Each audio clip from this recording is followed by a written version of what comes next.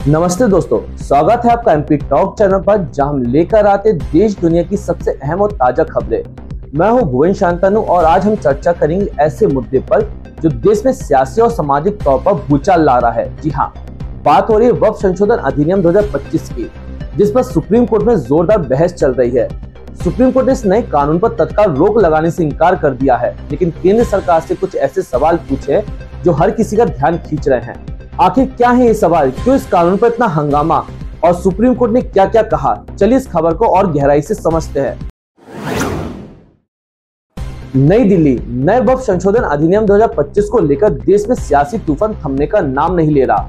कांग्रेस समेत तमाम विपक्षी दलों ने इस कानून का कड़ा विरोध किया है। इतना ही नहीं, कई मुस्लिम संगठनों नेताओं ने इसकी संवैधानिक वैधता को चुनौती देते हुए सुप्रीम कोर्ट का दरवाजा खटखटाया है। बुधवार को सुप्रीम कोर्ट ने इस कानून को चुनौती देने वाली 70 से अधिक याचिकाओं पर सुनवाई की। इस दौरान कोर्ट ने गैर मुसलमानों की वक्फ बोर्ड में हिस्सेदारी, वक्फ बाय यूजर प्रावधान और कानून पर रोक जैसी कई अहम मुद्दों पर चर्चाएं की। सुप्रीम कोर्ट ने साफ तौर पर कहा है कि वक्फ बाय यूजर प्रावधान को खत्म करना कई जटिल समस्याओं को जन्म दे सकता है। कोर्ट ने केंद्र सरकार से इन याचिकाओं पर जवाब मांगा है, लेकिन पहले दिन ही सुनवाई में कानून के अमल पर रोक लगाने से लेकर इनकार कर दिया। मुख्य न्यायाधीश संजीव खन्ना, जस्टिस संजय कुमार और जस्टिस केवी विश्वनाथ की पीठ ने शुरू में इन याचिकाओं को किसी हाई कोर्ट में स्थानांतरित करने का विचार किया। हालांकि बाद में वरिष्ठ वकीलों कपिल सिब्बल, अभिषेक मानु सिंघवी, राजीव धवन और केंद्र की ओर से सॉलिसिटर जनरल तुषार मेहता की दलीलें सुनी। गैर मुसलमानों की एंट्री पर सुप्रीम कोर्ट का तीखा सवाल। सुनवाई के दौरान सुप्रीम कोर्ट ने केंद्र सरकार से एक अहम सवाल पूछा, अगर सेंट्रल और स्टेट वक्फ बोर्ड में गैर मुसलमानों सदस्यों को शामिल किया जाता है तो क्या केंद्र सरकार हिंदू धार्मिक ट्रस्टों में मुसलमानों को शामिल करने की अनुमति देगी। कोर्ट ने कहा कि पदेन सदस्यों की नियुक्ति में धर्म कोई बाधा नहीं हो सकता, लेकिन अन्य सदस्यों के लिए मुस्लिम होना जरूरी होगा।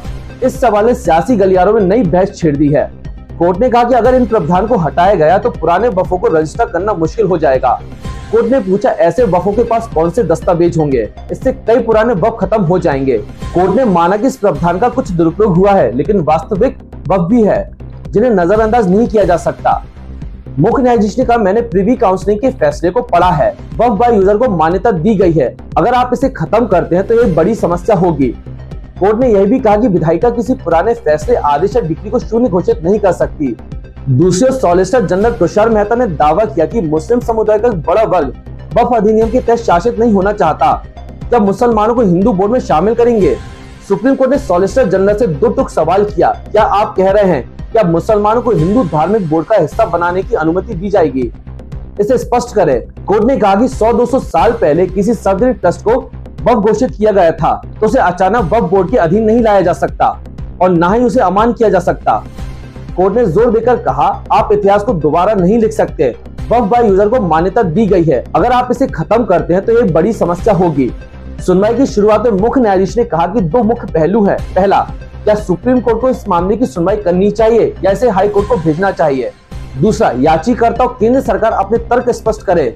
तो दोस्तों, ये थी वक्फ संशोधन अधिनियम 2025 पर सुप्रीम कोर्ट की ताजा सुनवाई की पूरी अपडेट। सुप्रीम कोर्ट ने न सिर्फ कानून पर रोक लगाने से इनकार किया, बल्कि केंद्र सरकार से गैर मुसलमानों की वक्फ बोर्ड में हिस्सेदारी और वक्फ बाय यूजर जैसे अहम मुद्दों पर जवाब मांगा है। अगर आपको ये खबर पसंद आई तो लाइक, शेयर और सब्सक्राइब जरूर करें।